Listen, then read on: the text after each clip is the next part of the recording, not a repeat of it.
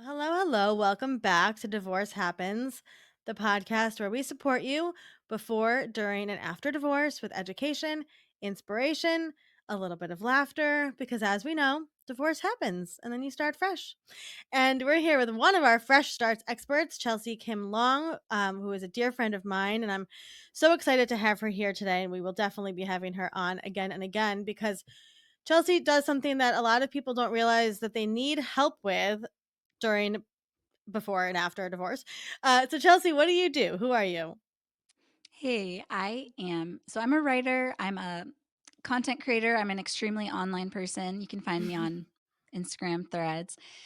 And I am a lay theologian, which means I don't have a seminary degree, but I love to study scripture and kind of figure out how these ancient texts can speak to us today from different religions and different faith traditions. I also am I'm a spiritual mentor for women, particularly for women who are coming out of restrictive structures, whether that's a religious structure or some other kind of structure, which we're going to talk about today.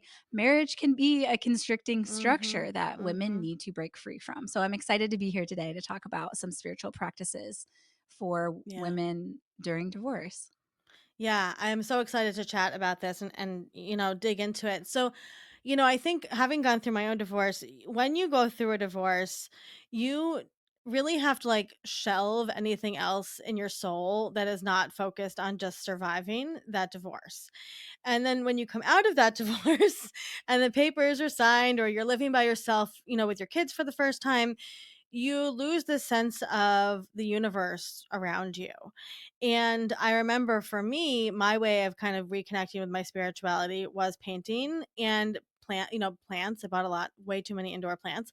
Um, but have you found, Chelsea, that people, women especially you work with, will lose that sense of spirituality after going through a big life transition like that?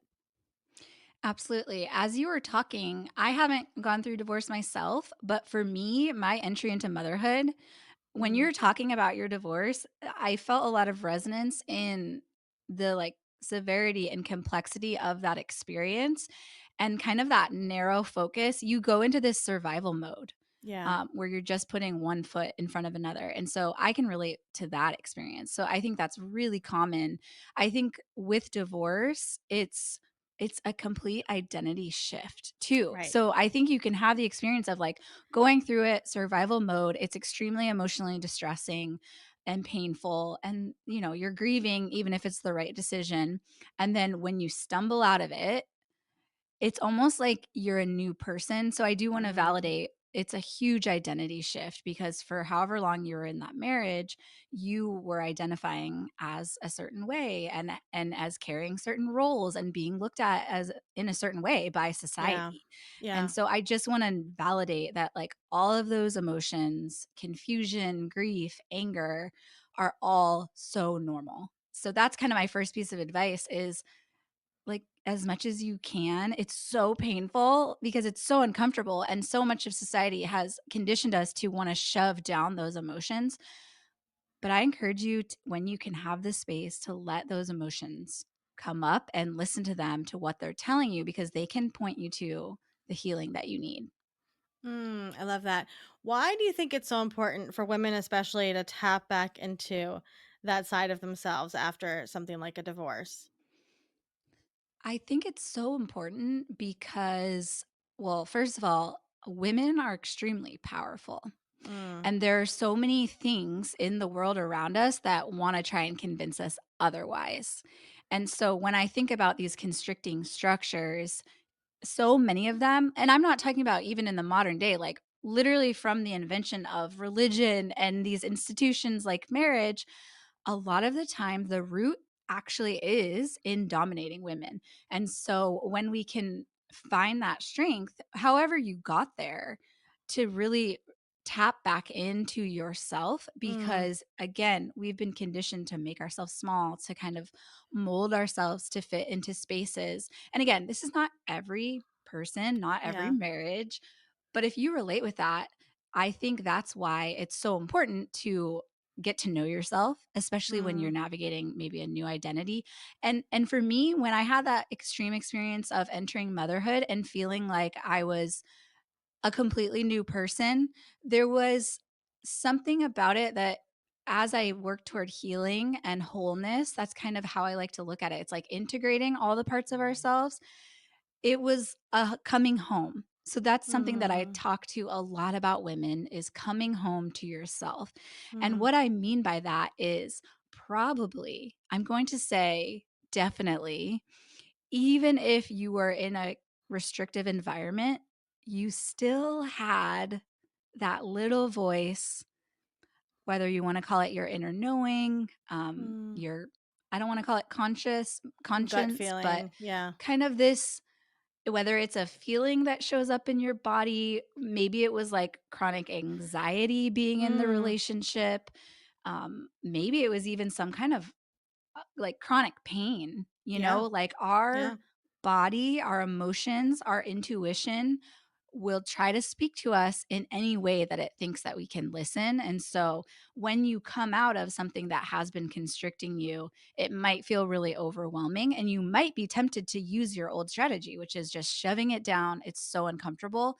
But I really encourage you because it's such a great opportunity. And as you look back, I think you'll still feel like a new person, and that's great. We love a fresh start. Yep. And also, I think part of it is it's like going back and reclaiming parts of yourself. We've talked about Mm. Olivia, like Mhm. reclaiming parts of you as a child, like re-engaging hobbies that you used to Yeah. love, all of these pieces that didn't fit into the life that you were making to try and Yeah. fit in, to try and go with the flow.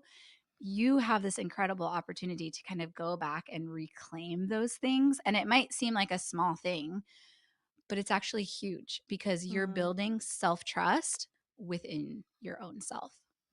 I love that so much. Okay, so if somebody's listening to this and they're like, "Well, how do I get started?" That seems like a lot of work and I'm tired, right? What is a way, a couple ways, and you've taught me a lot about this myself, and I implement so much of what you taught me with my own feelings and spirituality. What are some just like really easy, basic ways you can reconnect with your spiritual self during this time? Absolutely. So I thought of three things that could be helpful as a starting place and also aren't very time consuming. So the first one is finding a guided meditation that you enjoy listening to. I personally love the app called Insight Timer, but there's other apps, Calm and others, Hmm. YouTube. You can And you find them have on wonderful. Spotify. I'm gonna plug Yes, I'm on you. Insight Timer. Yeah. But you can go on there and just search. Like lately, I've been having a lot of anxiety when I wake up in the morning. And so I just wake up, search anxiety, and then I Mm. look for whatever title speaks to me, and then just pop in your AirPods and listen to it. So that's a really achievable, and you can choose the length, 5 minutes, whatever time you Mm. have. So that's my first one is whatever it is that feels the most overwhelming for you, if it's an emotion or something else, Love that. you can find a guided meditation. And that's, easy, like the work is done for you. You're just receiving. The Mhm, second one mhm, is just a really small visualization practice. Again, this could be a guided meditation, but it also could just be something that you start practicing on your own. I mm, know for a lot of women and people coming out of divorce, you can feel defeated. You're exhausted. You've just gone through mhm. this like emotional and also time intensive Yeah, process. You're adjusting to new changes in your life, whether that's like custody or financial, all these things have shifted.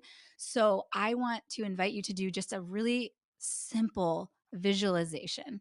Literally, just take like 5 minutes. You can even set a timer if you're worried about mhm, time, and literally just close your eyes. I always invite people to find, I call it your inner sanctuary. It's kind of like this place of peace and rest and strength and wisdom that exists inside of you. For me, I kind of imagine it like this column of light, like down the center of mm, my sternum. So I first invite you to just kind of close your eyes and see if you can find, and you can envision a beautiful, peaceful place. And then I invite you to just picture the life that you want to have. I love that. And that can look like whatever it is, but we know that we don't really know how it works, but we know that our minds have so much power, our words have Yeah. so much power. And Yep. so even if you feel so silly or like this isn't going to do anything, I just invite you to try it and just take Right. 5 minutes of your time Right. to find Yeah. that calm place. That reminds you that you carry that sanctuary, as I call it, inside of you, and you can bring it anywhere that you go. It's extremely Powerful. empowering. Yeah. And then the visualization part is just to help you like maybe start to dream again, kind of out of the Mm, rubble of what love you've that. just been through. I And love then the that. third one is something that I have relied on my entire life. I'm a writer, so of course I'm going to recommend writing. But I find there's a lot of people who feel like they have no one in their life that they can trust like with their full Mm, truth and their full self, and that's how I felt for years, and it's incredibly lonely. But looking back on my life, I realized that in writing, I could actually be honest with myself. mm. And in seasons where I was really avoiding my life, I Yeah. didn't write. Yep. I didn't Same. write. And Yeah. so maybe that's a practice that you can try is just, some people do a practice called morning pages where they just literally wake up every day and it's like stream of consciousness on the page. Yep. Again, you can set a timer for 5 minutes. All of these practices are like really achievable. You could start today. And, I always tell people like the best spiritual practice is the one that you're actually going to do. So Mm. don't try to force anything. Yeah. Yeah. I love all of that so much. Question about the meditation for you. As somebody that is an anxious person that is constantly having thoughts, and I've found the way that whether it's a hypnosis or a meditation, I tend to do hypnosis because that's what I'm trained in. But I think that there's like a giving people permission to just like you said, like the work is done for you. You just have to listen, even if the thoughts are coming, right? Like you're still doing the work. Is that true with meditation? Yeah, I've noticed, especially people starting out with meditation, it's really uncomfortable because we are not used to sitting still and being quiet. Yeah. And so I feel like when people are beginning, that's such a common experience. Whether it's like you sit down and it can almost make your anxiety worse, which is really Mm. unfortunate. Mhm. But it's like you sit down and then all of a sudden you're like, I forgot to do this or I need to Right. do that. So just do whatever you need to do to get yourself there. Like Right. literally, it's fine. I think we feel like there's so many rules around doing Yeah. meditation and doing it right. Like you could literally have a notebook next to you. And if you are thinking about something that you need to do later, just write it down Mhm. and then you're not Mhm. going to forget. And then if you are, a lot of times when people sit down, usually at the beginning of my meditations, I give a few moments at the beginning because either an emotion will rise Mm. pretty quickly to the surface, Mhm. or a Mhm. pain or like sensation in your body, or thoughts. And Right. those are all extremely normal. So, usually, what I do in the beginning of my guided meditations is I give a little space for Mhm. whatever is coming up because usually, especially if you're a parent, right, and you're Yeah. juggling lots of things, you don't give yourself enough time to listen to Right. yourself. It's like the only time you listen to yourself think is when you're in the shower. Yep. I'm If sure that's, that. like, such a Yeah. common you're like, "I'm so Yeah. brilliant when I'm in the Yeah. shower. Why can I, like, have these" Yeah. It's because you're listening to Yeah. yourself, Mhm. and usually you're alone in the shower, it's quiet, you're just Yeah. so it's a that's why I call it a practice, Right, you're not broken if you and can't do it, because I think that no, there's such it's a actually, like, yeah. extremely normal, and Right. honestly, what I tell people to do because the practice that I think is really transformational is actually just a simple mindfulness, which is literally bringing all of you into the Right. moment wherever it is, and so often, I will tell people if you are really, really struggling with trying to be, like, still and during Mhm. meditation, practice brushing your teeth and not letting your mind wander. So, Mm. like, that's a really good tangible it's something that we Mhm. do twice a day. You're Right. supposed to do it Right. for 2 minutes. So that's 2 minutes Right. where instead of just letting your mind go, Right. you're staying with and it's also somatic, like, you're staying with the sensation of how it Interesting. feels to brush your Love that. teeth. Like, Yeah. it's fascinating because once you start noticing that, then That's how the practice starts, and then you Right. realize how much of the time you're living in the past or the future, which Yep. for people who having gone through divorce, like, there's a lot to process. So I'm not saying, like, don't Yeah. process it, but maybe become more intentional about, like, where your mind Yeah. is at any given Yeah. moment. Yeah. I love that so much. And even like when I try to do things like that, I just will keep telling myself, this is your only job for 5 minutes, right? This is the only Mhm. thing you need to be doing. Chelsea, how do you work with women, especially if somebody's listening to this and they would love to connect with you? Yeah, so in the new year, I'm gonna be trying to do more virtual groups. So I you can find me on Instagram at Chelsea Kim Long, and I also have a website, chelseakimlong.com. I have probably around 50 free guided meditations, and I also have paid offerings. I'm getting ready. I'm excited in the new year for people who are interested. I'm gonna launch a course about divine feminine Love it. because I think there's something to, the constriction of women's voice and power. And if we're able to see ourselves reflected in our version of God, Mm-hmm. it empowers us even more. So come and find me online. And I'm really excited for the things that I'm going to be offering. Amazing. And you have a beautiful Substack if anybody would like to sign up for that. And of course, you can find Chelsea over at Fresh Starts Registry and the Expert Guide, and her link will be in the show notes as well.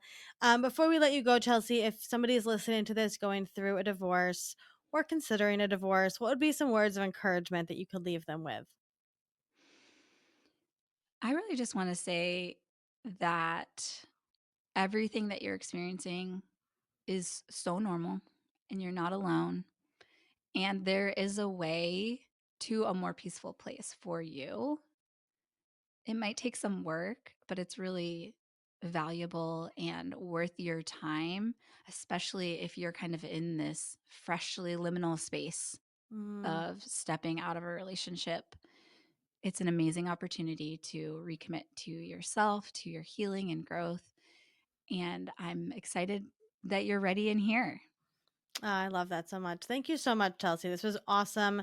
We'll definitely have you back on to talk about more because spirit. We just need to talk more about spirituality in general, but especially after these and during these big life transitions. So we appreciate you so much, and we're so happy that you're part of Fresh Starts. And thank you for taking the time today. Thanks, Olivia.